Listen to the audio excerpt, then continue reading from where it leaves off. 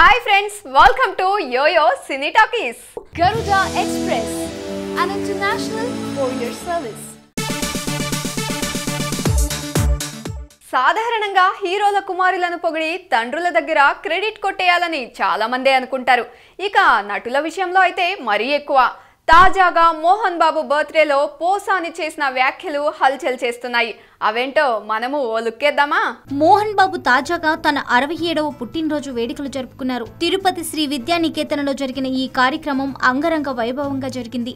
ఈ కార్యక్రమంలో ఇళయరాజాను సన్మానించడం లాంటి పలు ఈవెంట్స్ జరగగా మొత్తం ఎపిసోడ్లో పోసాని కృష్ణమురళి మాట్లాడిన మాటలు హైలైట్ అయ్యాయి.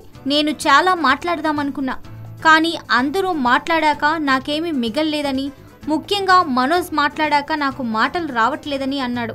మోహన్ బాబు గారు, మీరు మనోజ్ని ఈ రాష్ట్రానికి ముఖ్యమంత్రిని చేయండి, లేదా పెద్ద మావోయిస్ట్ లీడర్గా అయినా మార్చండి. అప్పుడే అతని కోరికలు, ఆశలు, ఆశయాలు నెరవేరుతాయని భారీ డైలాగ్ని కొట్టాడు పోసాని.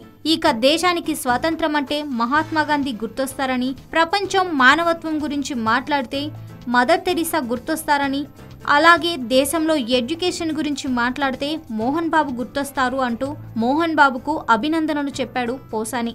మోహన్ బాబును అందరూ తెగ పొగిడేస్తుంటారని, కానీ ఆయన అందరిలాంటి మనిషే అని, ఆయనకు కేవలం మనిషి లక్షణాలు మాత్రమే ఉన్నాయని, చాలా మందిలాగా జంతు లక్షణాలు అసలేమాత్రం లేవన్నాడు Posani Krishna Murali.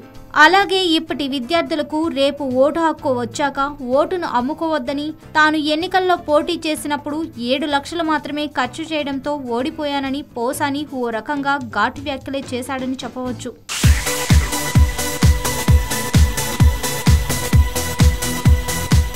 Hi yo-yo viewers, subscribe చేసేటప్పుడు అక్కడ ఉండే గంట సింబల్ను ప్రెస్ చేయడం మర్చిపోవద్దు.